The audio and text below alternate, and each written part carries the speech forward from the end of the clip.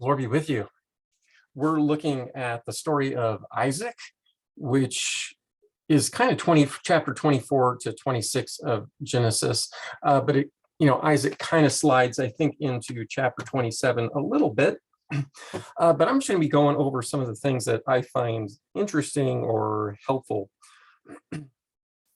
Chapter 24 kind of almost concludes the story of Abraham, but it's Abraham arranging the marriage of Isaac. And so the part that I think is interesting is Abraham seems to be placing a value judgment on the women of Canaan. And so he kind of says two things. One is Isaac cannot marry a woman from Canaan because apparently, and I'm reading into this, apparently they don't measure up morally speaking. And I think we may run into this later on when we get to Esau's wives and then some of the interactions that Jacob has with the people of Israel. But then the second requirement that Abraham has is Isaac is not to leave the land of Canaan.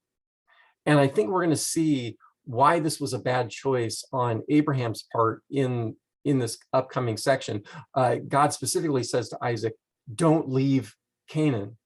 Then Jacob ends up spending 20 years outside the land of Canaan, and that was due to a deception on his part.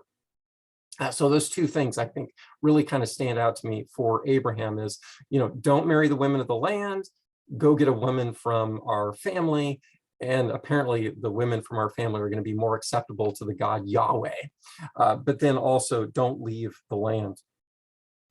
So what I find really interesting about chapter 24 is that it is really, really, really long. And the reason it's so long is because it tells this story of the meeting of Abraham's servant and Rebecca at the well. And I want to say it tells that story 5 times. I think it's 5 times that it tells that story. Like, why the repetition? Hey, God, have these factors, have her meet me and say, da da da da da. And then she came and did da da da da da.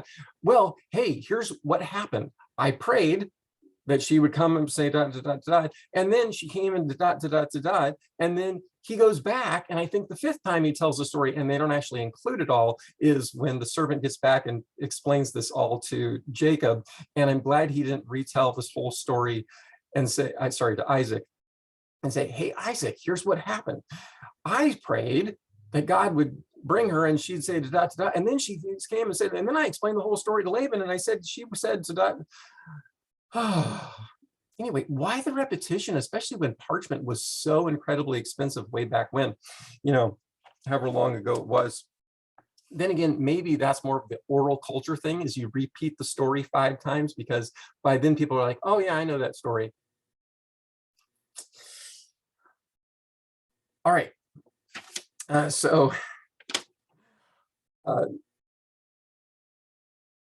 Note also Abraham's confession in 24 verse 7.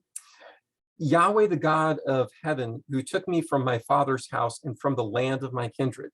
That was what God told him to do. Leave your family, leave your land, and then takes him from that land to this land that he's in. So notice his reaffirmation of the covenant promises. Notice also the courtship by the well. Now, I realize this is an arranged marriage between Abraham's servants and ends up being Laban's brother. The brother Laban. It's going to end up being that. But you're going to see this repeated theme of there's going to be a spring of water or a well, and there's going to be a courtship going on. You're going to see this with Jacob and Rachel. You're going to see this with Jesus and the woman at the well. Yes. Okay, good stuff. Good stuff. I don't know if this repeats anywhere else, but you see a repeated pattern, you kind of go, ding, ding, ding, this might be important. All right.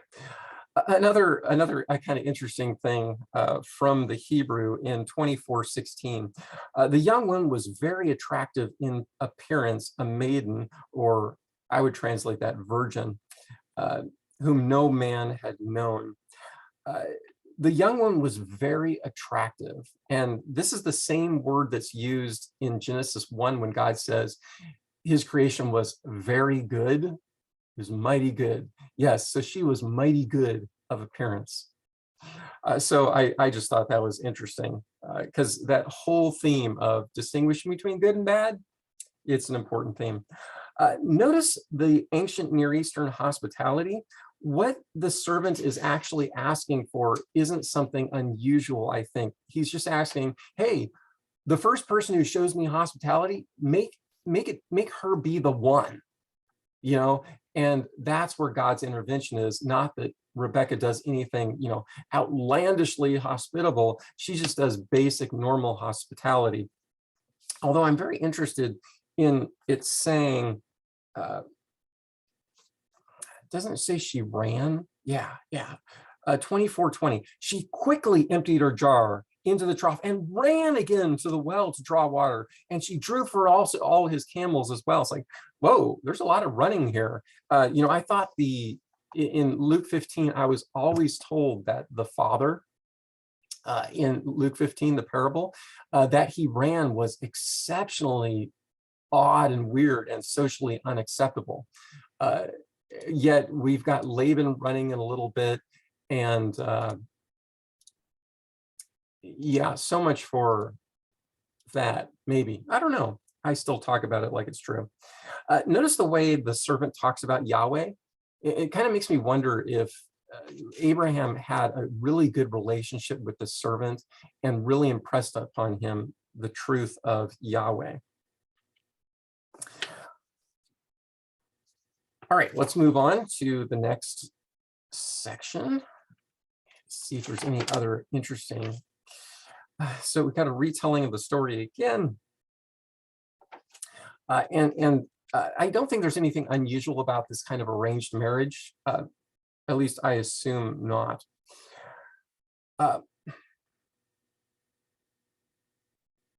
So notice in 2458, Rebecca's family says, will you go with this man? And she says, I will go. And that brought to mind chapter 12, verse 1, where God says to Abraham, go to the land where I'm going to show you.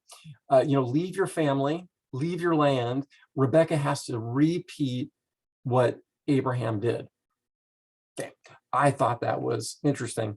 It's also interesting, Isaac is meditating in the field toward the evening, and he looks up and he sees.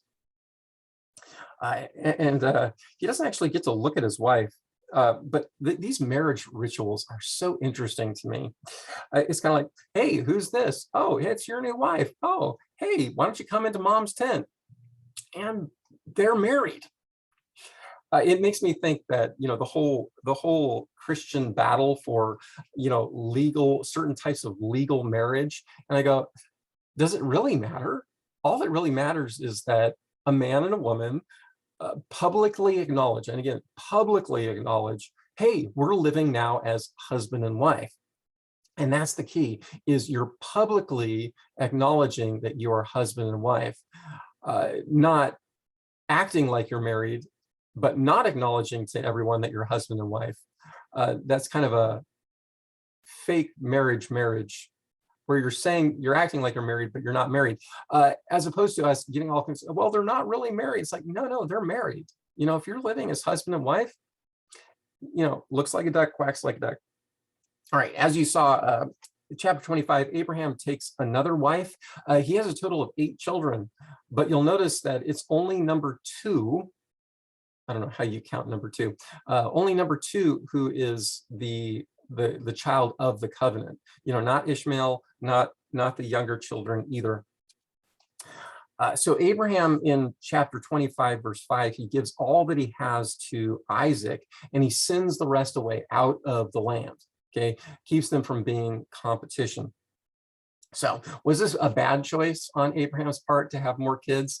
You know, just looking at the names, you know, none of the names stand out to me except Midian. I think we run into some problems with the Midianites later on with Israel. So it kind of makes me wonder, was this a good choice? Couldn't Abraham just, live the last 40 years of his life not being married? We see a little bit of reconciliation between Isaac and Ishmael in 25 verse 9, and that's nice to see.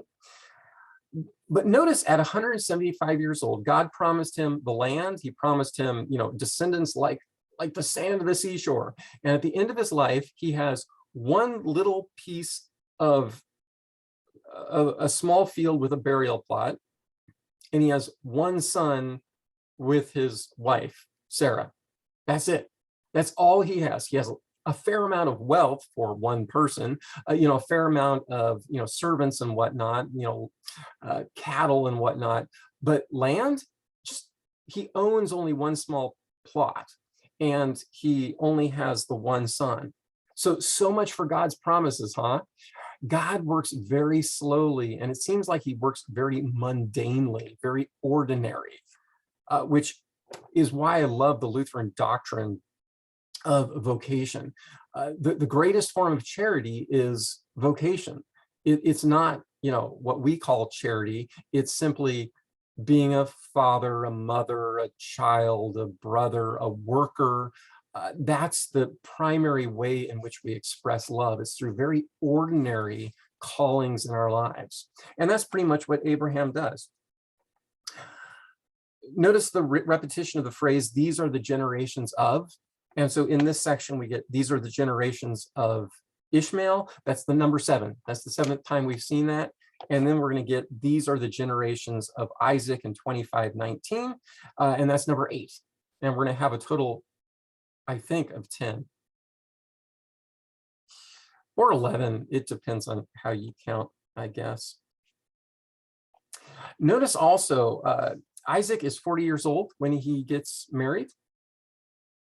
And Rebecca is barren, apparently for 20 years that she is barren. And so we get some interesting spirituality here. Isaac prays. What did he wait 20 years before he prayed? And it's like, oh, hey, Yahweh. Or did he pray for 20 years and finally God listened? Given how long he waited with Abraham, maybe it was 20 years. And then the children, the twins, fraternal twins, apparently, they're struggling in her womb. And so we get this conflict between Esau and Jacob right from the womb, which is interesting because, God could have chosen both Esau and Jacob. They're both children of the same mother, the same father. Why does he choose only one? Or was his intent to choose the two and they messed it up? I don't know. That's an interesting idea. I never thought of it before. But she goes to inquire of Yahweh. What does that mean? Where did she go to inquire of Yahweh? I don't know. Maybe there was like a Melchizedek, always available, and you'd go to the priest of Yahweh and ask him. I don't know. Who is Melchizedek? But Yahweh says, there are 2 nations in your womb, and the older shall serve the younger, meaning that Jacob is to be on top. And is there not a communication of this? Does Rebecca not communicate this to Isaac? Man, keeping all these names straight, it can be difficult. Does Rebecca not communicate to Isaac, or does Isaac just not listen because he's a meat eater? He likes game meat. And so we see this difference. Esau is a skillful hunter, and that kind of makes me think, is this like Nimrod, a mighty hunter that, he's not the greatest guy, and Esau seems to be kind of hot-tempered as well.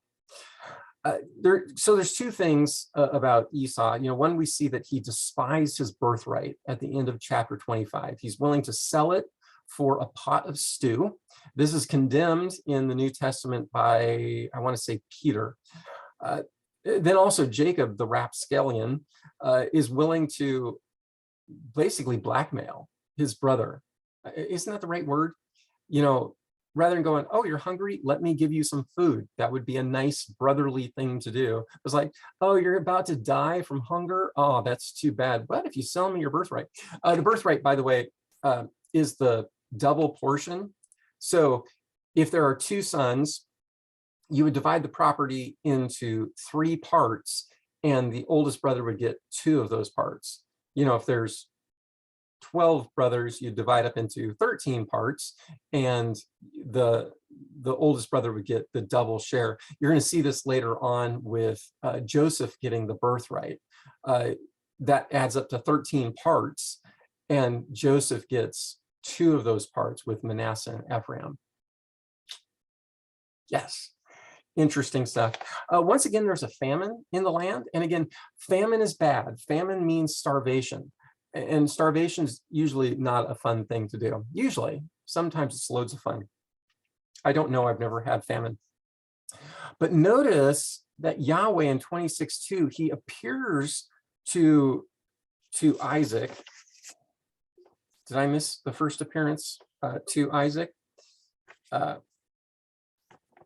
No, this is the first time. This is the first time Yahweh appears to Isaac, 26 verses 2 through 5, and he forbids him to leave the land, which makes me think that Abraham just should have known that. And now God says, oh, hey, by the way, your dad, you know, he chose badly and went down to Egypt and lost his wife in the process. And that was not good. So I want you to stay, and I'm going to take care of you. And notice how he says that. Dwell in the land, I will be with you. I will bless you. And notice this is huge, this next part in 26 verse 3. For to you and to your offspring, I will give all these lands. Now, I don't know if you caught that, but this is going to happen with each of the 3 of Abraham, Isaac, and Jacob. God says to each of them, and it's the exact same wording, says, I will give this land to you and to your seed, to your offspring. Did you catch that? I will give this land to you. And Jesus uses this in a kind of allusion, when he says, he's the God of Abraham, Isaac, and Jacob. He's not the God of the dead, but of the living. And he does that as proof for the resurrection of the body. And it's based, I believe, very clearly on these words when God says, hey, Abraham, I'm going to give this land to you. Isaac, I'm going to give this land to you. Jacob, I'm going to give this land to you. Meaning, how's he going to do it? Because Abraham died with only a little small plot of land. Isaac dies apparently with that same little plot of land. Jacob buys a little bit more land. And, you know, he claims some land by the sword of Simeon and Levi. But they don't own much of the land. And so how is God going to give him the land? Well, we confess it every Sunday in the Creed. I believe in the resurrection of the body, or the resurrection of the dead. And so notice again, why I consider these 3 to be the major parts of the covenant. It's the giving of the land, the offspring in verse 4, and then all the nations of the earth shall be blessed. That's why I tend to think of it. Those are the parts of the covenant that seem to be repeated the most often. But also notice this, 26 verse 5. He says, I'm going to do this because Abraham listened. I hate the translation obeyed. It drives me nuts. There's no word in Hebrew I would translate as obeyed. It's always listened. You know, listen seems to me to be so much better of a word than obey. You know, I don't want my child to obey me. I want him to listen to me. Okay, listen, internalize it, you know. But he says, I'm going to do this because Abraham listened to my voice and kept my charge, my commandments, my statutes, and my laws. Now, sometimes I hear that God's covenant promise to Abraham, Isaac, and Jacob were unconditional, but they were unconditional only in this sense that God was going to work in them the faith that would receive God's covenant blessings, that God would work into them a faith that responded the same way Abraham did by listening to the voice of Yahweh and doing what God says. So in a sense, it's unconditional in that God is going to work this in the heart of people, but it's conditioned on their response, which God works in them. So I hope that makes sense. I am totally open for debate on this because I don't know what people mean when they say it's unconditional. If Abraham had fled the territory, fled the land, would God have still kept his promise to Abraham? Yeah, because we are given some idea of God bringing other people into the land and they reject, like Abraham's father. He was going to Canaan. Why?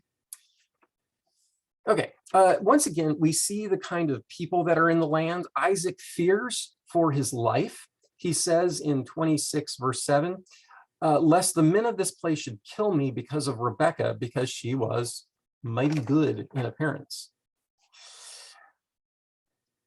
And so when you live around people like that, it's normal to fear for your life. And that's why we distinguish between prudence and wisdom. The prudence to say, I better take action to save my life, versus, hey, God promised to bless me. Therefore, he can't do that if I'm dead. Or maybe you thought, I've already had children, whereas Abraham was like, I haven't had kids yet. I need to preserve my life. Yeah, better preserve your wife's life too. Abimelech seems to be a fairly noble person. So the title Abimelech, usually these are Hebrew. With each thing, we get Hebrew words that are kind of just shoved together. Yitzchak, Isaac, it's a word meaning, he laughs or she laughs, a word that means laughter. And Avimelech, my father is king, is probably a title. That's why I think you had an Abimelech before with Abraham, and now you've got an Abimelech with Isaac, and it's probably two different guys, especially given the time lengths we're talking about here. But it's a title given, hey, my father's king, which makes me king. So you see Isaac is laughing with Rebekah. This is the same word that was translated earlier, laughter with Abraham laughs, Sarah laughs, and then it says that Ishmael was doing something with regard to Isaac. And depending on how you translate that, it could be playful, like we get here with Isaac being playful with Rebekah. It could have to do with, fondling or carousing or something like that. Whereas with Ishmael, it was probably like, what teenage boys do to young kids because they're teenage boys, and they hold them by their ankle from a tree and think, ha, that's funny. Notice that God blesses Isaac, and then he reaffirms the covenant with Isaac in 26:24. He appears to him again. But before we do that, in 26 verse 22, notice Isaac's confession. Yahweh has made room for us, and we shall be fruitful in the land. Pay attention to how they talk about Yahweh, how they talk about God. I think that's key for our understanding of our own faith. Once again, God appears to him. And again, this is kind of late in the game for me, because there's been all these quarrels over wells. And wells are kind of important because, some of us like to drink water.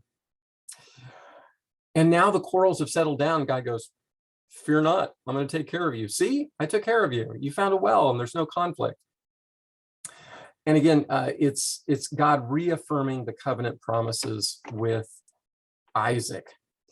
Notice that Isaac makes a treaty with the people of the land, and I'm not sure what to make of that. It's kind of one of those things. Is that good? Is that bad?